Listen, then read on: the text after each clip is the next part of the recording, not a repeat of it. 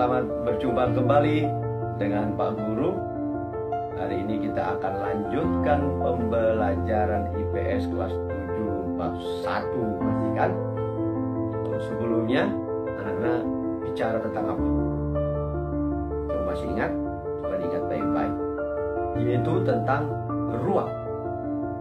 Pak Guru ingatkan kembali, apa itu ruang? Ada yang ingat? Coba perhatikan Pak Guru di sebelah sini. Ini apakah disebut ruang?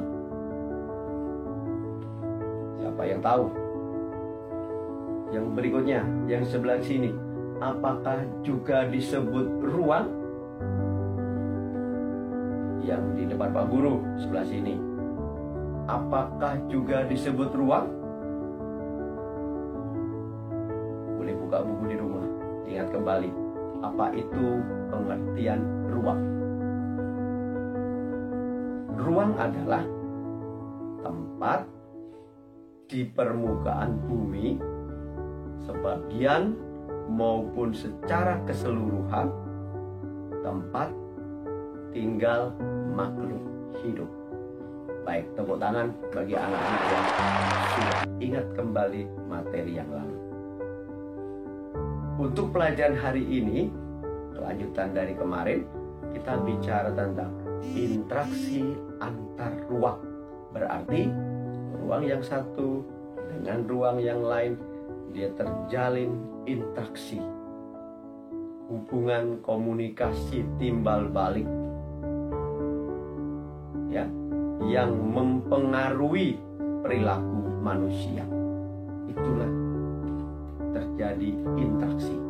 Aku ulang kembali, interaksi adalah hubungan atau proses hubungan saling mempengaruhi timbal balik, baik secara langsung maupun tidak langsung, yang berpengaruh terhadap perilaku. Ambil contoh, coba lihat gambar yang di depan Pak Guru. Ini terjadi interaksi. Ada satu orang, Pak Guru, di situ gambarnya ada beberapa murid. Ini terjadi interaksi, Pak Gurunya bertanya, muridnya menjawab, dan sebaliknya. Itu terjadi interaksi. Tetapi penekanan pada pelajaran ini adalah interaksi antar ruang atau interaksi wilayah satu dengan wilayah yang lain. Anak-anak, sebelum mempelajari lebih lanjut tentang interaksi antar ruang, kita akan lebih dulu tahu apa tujuan kita belajar interaksi antar ruang. Ikuti slide tayangan Pak Guru berikut ini. Tujuannya, yang pertama, dapat menjelaskan pengertian interaksi antar ruang. Yang kedua, dapat menganalisa kondisi yang memungkinkan terjadinya interaksi antar ruang. Yang ketiga, dapat menganalisa kondisi yang menghambat terjadinya interaksi antar ruang. Yang keempat, dapat mengembangkan sikap yang baik untuk membangun interaksi antar ruang. Mempelajari materi ini, anak-anak diharapkan mengembangkan nilai hidup dalam kehidupan sehari-hari, yaitu interaksi yang didasari sikap membangun kerjasama yang baik, saling menguntungkan, akan membuahkan hasil yang maksimal. Anak-anak, setelah tahu tentang tujuannya dan nilai hidup yang harus kita miliki untuk kehidupan dalam kehidupan nyata, kita akan melihat bagaimana karakter wilayah atau ruang yang satu dengan yang lain. Ada beberapa tayangan yang Pak Guru mau tayangkan, anak-anak perhatikan. Boleh juga buka buku cetak, lihat bagaimana karakteristik masing-masing ruang berikut ini.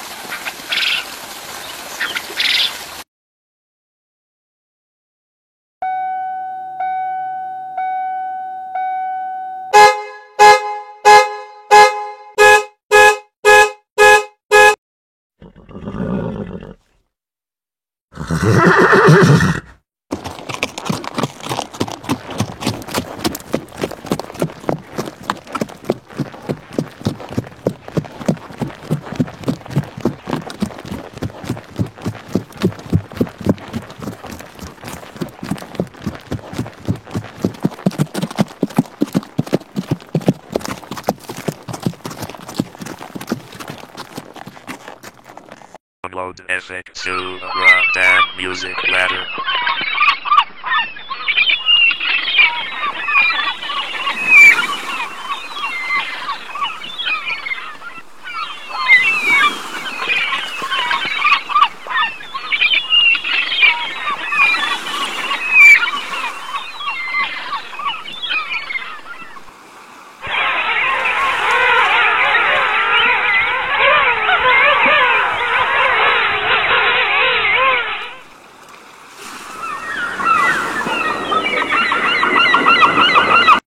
Masing-masing ruang atau wilayah yang kita sudah lihat tadi dalam tayangan-tayangannya Pak Guru sampaikan, itu memiliki karakteristik yang berbeda, ya kan? Itu di wilayah pegunungan atau di pegunungan, di pantai, di kota, di desa, punya karakteristik yang berbeda. Perbedaan karakteristik tadi menimbulkan ketergantungan wilayah satu atau ruang yang satu dengan ruang yang lain. Misalnya orang desa itu ada padinya, di kota tidak ada, maka orang-orang kota membutuhkan desa. Maka di situ terjadi interaksi antar desa dengan kota atau terjadi interaksi ruang. Perhatikan anak-anak, tayangan-tayangan berikut ini contoh-contoh terjadinya interaksi antar ruang.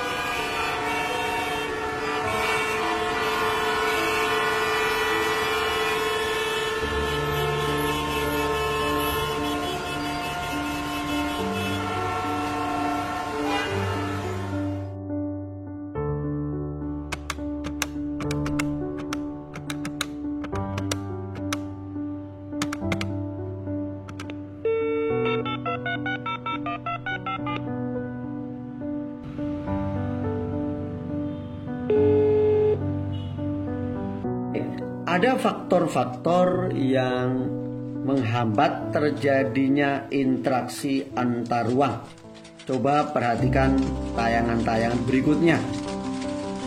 Kondisi jalan yang rusak, hujan yang cukup deras, jalan yang tidak bagus, itu juga menyebabkan menjadi penghalang terjadinya interaksi antar ruang.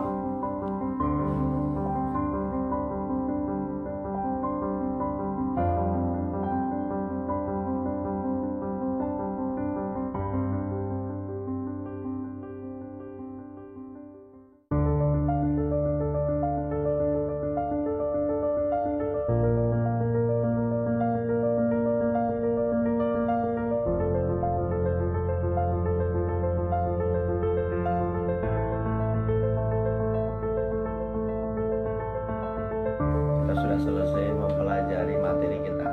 Tepuk tangan. Ya, semangat. Jadi untuk hari ini cukup sekian. Jadi kita akan melanjutkan lagi materi berikutnya. Materi berikutnya nanti kita bicara tentang peta. Ya, bagaimana kita mengetahui lokasi di permukaan bumi atau di wilayah Indonesia dengan menggunakan peta, ya.